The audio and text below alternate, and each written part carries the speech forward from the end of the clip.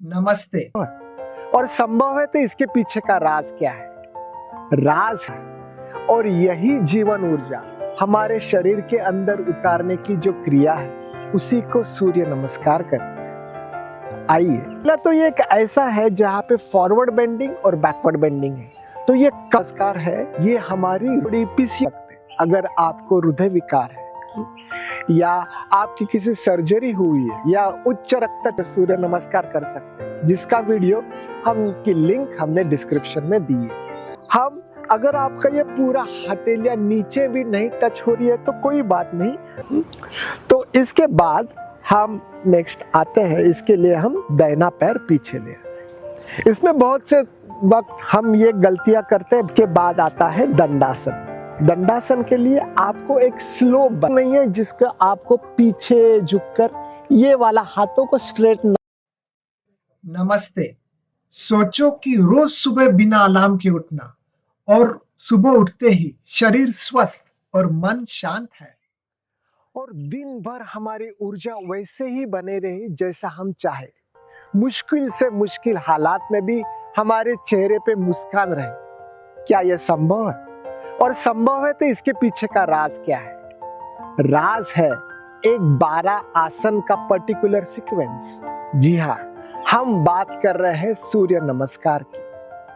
हमारे प्राचीन समय में ऋषियों ने जाना कि ये सूर्य सिर्फ हमें रोशनी नहीं देता, हमारे ऊर्जा देता है, हमको जीवन देता है। और यही जीवन ऊर्जा हमारे शरीर के अंदर उतारने की जो क्रिया है उसी को सूर्य नमस्कार कहते हैं। आइए, आज हम सूर्य नमस्कार कैसे करते हैं ये शास्त्र शुद्ध तरीके से सीखते हैं। ऐसे देखे गए तो सूर्य नमस्कार को विशेष कोई ग्रंथ में उल्लेख नहीं है, जैसा वेदों में या पतंजलि योग सूत्र या योग के बड़े से बड़े पुस्तक हठ योग प्रदापिका में इसका फिजिकल सीक्वेंस का वर्णन नहीं। 17वीं शताब्दी में संत श्री रामदास स्वामी, जो शिवाजी महाराज के गुरु थे, उन्होंने ये सूर्य नमस्कार का काफी प्रचार किया। सूर्य नमस्कार के फायदे तो बहुत है। पहला तो ये एक ऐसा है जहाँ पे फॉरवर्ड बेंडिंग और बैकवर्ड बेंडिंग है। तो ये कंप्लीट एक्सरसाइज है।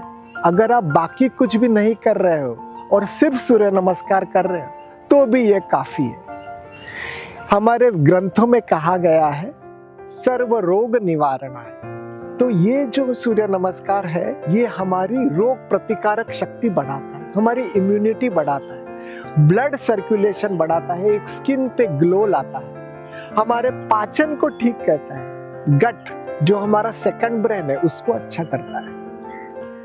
मन के स्तर पर अगर देखा गया तो कहा गया है आदि देव नमोस्तुभ्यं। गीता में भी यही कहा है, ये जो मैंने ज्ञान है ये पहले सूर्य देव को दिया गया है। हम सूर्य नमस्कार को हम सांस के साथ करते हैं तो हमारा मन शांत होने लगा, स्ट्रेस लेवल कम हो जाता है। पीसीओडी, पीसीओएस जैसे कई सारे स्ट्रेस रिलेटेड जो भी बीमारियां हैं वो कम होने लगी। हर एक सजगता के साथ अगर हम देखें तो ये कई सारे विभिन्न शरीर के चक्रों के ऊपर काम करता है। सूर्य नमस्कार हर कोई कर सकता है, पर कुछ कुछ है जो सूर्य नमस्कार नहीं कर सकते। अगर आपको हृदय विकार है या आपकी किसी सर्जरी हुई है या उच्च रक्तचाप है तो उस वक्त आप सूर्य नमस्कार ना करें। अगर किसी बहाने हम पूरा सूर्य नमस्कार नहीं कर सकते तो हम चेयर पे बैठ के भी पूरे सूर्य नमस्कार कर सकते हैं, जिसका वीडियो की लिंक हमने डिस्क्रिप्शन में दी है। तो चलो अब देखते हैं कि सूर्य नमस्कार शास्त्रोक्त पद्धति से कैसे करते हैं। तो सूर्य नमस्कार के लिए पहला आसन है प्रणाम आसन। तो प्रणाम आसन में यह ध्यान में रखें, हथेलियां जुड़ी हुई और अपने छाती के साथ। तो ये हो गया प्रणाम आसन। दूसरे आसन के लिए हम हथेलियां धीरे धीरे ऊपर लेंगे और हाथ सीधे करें। इसको कहते हैं ऊर्ध्व हस्तासन।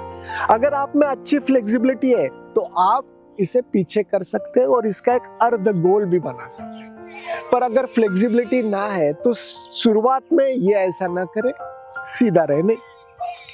फिर ये हो ऊर्ध्व हस्तासन के बाद आता है हस्तपादासन या उसको उत्तानासन भी कहते हैं। इसको ये देखें कि हम आगे देखते हुए झुके, धीरे धीरे आगे देखते हुए झुके, सांस छोड़ते हुए। ये हो गया।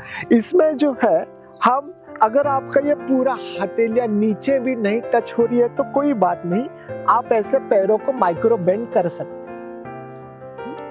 और अगर ये माइक्रो बेंड नहीं हो रहा है, पर बेहतर यही होगा कि आप जहां पर भी हथेलियां जा रहे हैं वहां पर हाथ, अगर आपको हथेली यहाँ पर जा रहे तो हाथे को वहां रखें और पैरों को सीधा करें। सीधा करने से ये जो हैमस्ट्रिंग में जो स्ट्रेच आ जाएगा वो आपके पैरों को बहुत ही लाभकारी है। तो ये, और जैसे ही आपकी फ्लेक्सिबिलिटी बढ़ते जाए तो आप क्या कर सकते हैं, पूरा का पूरा नीचे जाकर सिर को भी पैर को लगा सकते हैं। तो ये हो गया उत्तानासन की स्थिति।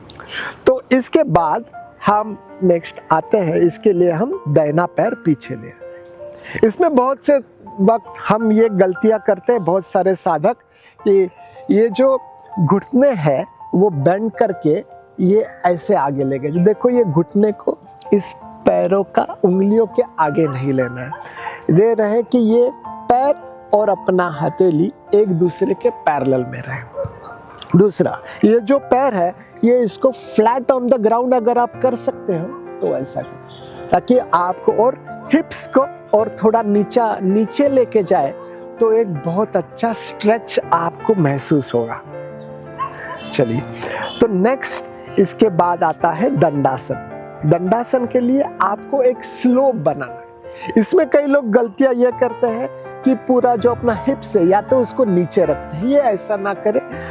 ये हिप्स को देखें कि पूरा का पूरा सीधा हो। अगर ये हिप्स ऐसा करना अगर मुश्किल हो रहा है तो आप चाहे तो इसको घुटने को टेक भी सकते हैं, ये भी हो सकता है। ठीक है, वापिस दंडासन में, इसको फलकासन भी कहते हैं, दंडासन में आ गए। उसके बाद नेक्स्ट आता है नीचे जाकर अष्टांगासन। तो हमारे अष्ट अंग, हमारे 2 पैर, 2 घुटने, 2 हाथों की उंगलियां और यहाँ पे टोड़ी, ये हमारे जमीन पर है। तो छाती देखो, इसमें एक बात ध्यान रखें कि आपके जो हिप्स है ये ऊपर उठे, तो इसमें बहुत अच्छा स्ट्रेस आ जाता है। इसके बाद आपको भुजंगासन या कोबरा पोज में आना है। सो भुजंगासन के लिए आपको ये बात ध्यान में रखें, अगर हो सके तो पैरों को एक दूसरे के पास में रखें और ये हाथों को फोल्ड करके रखें। जैसा अगर आपकी फ्लेक्सिबिलिटी, इसमें यहाँ पर पूरा बैकवर्ड बेंडिंग नहीं है जिसका आपको पीछे झुककर ये वाला हाथों को स्ट्रेट ना करें, आपको यहाँ पर हाथों को ऐसे बेंड ही रखना है और ऐसे आ जाता है। इसको जितना हो सके टोड़ी को ऊपर देखें और ऊपर की तरफ रखें। ध्यान में रखें कि हम जब भी सूर्य नमस्कार कर रहे हैं हमको मुस्कुराना है। फिर नीचे जाएंगे और हम आगे होकर पर्वतासन में लिए तैयार हो जाएंगे। इसमें पर्वतासन में हमको एक थोड़ा सा स्लोप बनाना है। ये अधोमुख श्वानासन नहीं है जिसमें हम पूरा नीचे और सिर को नीचे झुकाते हैं, ये वाला ना करें, पर्वतासन करें। सो पर्वतासन में जब होगी, इसके ये जो बैक को देखिए कि ये कॉन्केव बैक रहे, ताकि ये आपके शोल्डर ब्लेड ऐसे नीचे एक दूसरे के पैरेलल हो, तो आपको पीठ में बहुत अच्छा खिंचाव महसूस होगा। उसके बाद जो भी पैर अपने पीछे लिया है, पैर को आगे ले ले, दाहिने पैर को आगे ले ले और अश्व संचालनासन में आ जाए। इसके बाद दूसरा वाला पैर आगे और उत्तानासन की स्थिति, और फिर से हथेलियों को ऊपर लेते हुए ऊर्ध्व हस्तासन में आ जाए। जब भी आप ऊपर आ रहे हो तो ध्यान में रखिए, curl your back and come. जब नीचे झुक रहे तो आगे देखते हुए नीचे, और जब ऊपर आ रहे हैं तो आपको धीरे धीरे नीचे देखते हुए ऊपर आना है। और इसके बाद अंत में रिलैक्स हो जाए। तो पहले राउंड में हमने ये देखा कि आसन कैसे करते हैं, जो फिजिकल एस्पेक्ट है।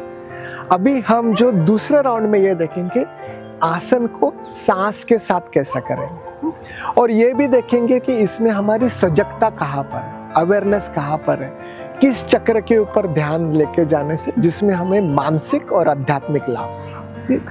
तो पहला जो प्राणायामासन में है, आपका ध्यान छाती के एरिया में या जहां पर हमारा अनाहत चक्र के ऊपर ध्यान है।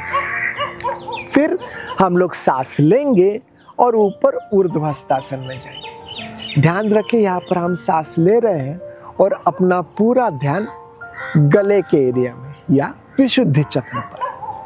इसके आगे हम सांस छोड़ते हुए धीरे धीरे आगे जाएंगे और इस वक्त हमारा पूरा ध्यान हमारा पेट की तरफ, स्वादिष्टान, पेट से नीचे स्वादिष्टान एरिया में, आप स्वादिष्टान चक्र के ऊपर आपका ध्यान है। इसके बाद कोई भी एक बाया पैर पीछे लेके आए।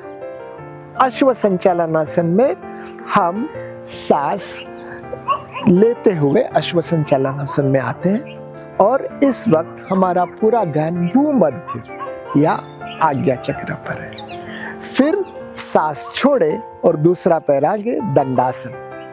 दंडासन में पूरा ध्यान पेट का एरिया। इस वक्त हम सांस छोड़ रहे हैं और मणिपुर चक्र को एक्टिवेट कर रहे हैं। जब नीचे जाते हैं अष्टांगासन में, तब अष्टांगासन में हमको कुंभक करना है। इसमें आपको ना तो हमको सांस लेनी है और ना सांस छोड़नी है। अष्टांगासन में भी पूरा ध्यान हमारा मणिपुर चक्र या पेट की तरफ है। फिर इसके बाद सांस ले और भुजंगासन में आ जाए। भुजंगासन में जब भी आते हैं तभी फिर से ध्यान मणिपुर चक्र से स्वादिष्ठान के चक्र के ऊपर आ जाएंगे और इसमें हम सांस लेंगे। फिर सांस छोड़ते हुए पर्वतासन में आएंगे। इस वक्त वापस पूरा ध्यान हमारा मणिपुर चक्र पर आ जाएगा।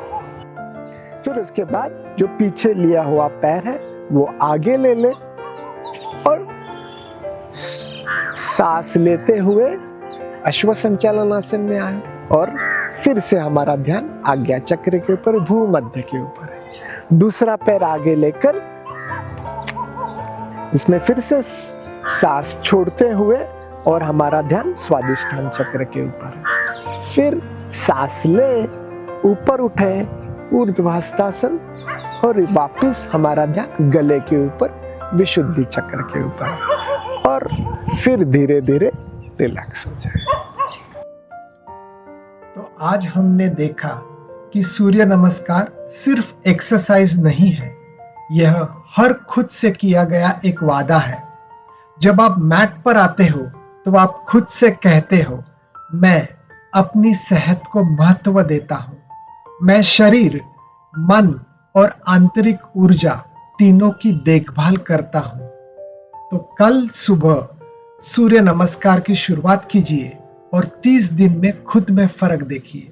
चैनल को सब्सक्राइब करें, वीडियो शेयर करें और कमेंट्स में बताइए आप सूर्य नमस्कार कब शुरू कर रहे हैं।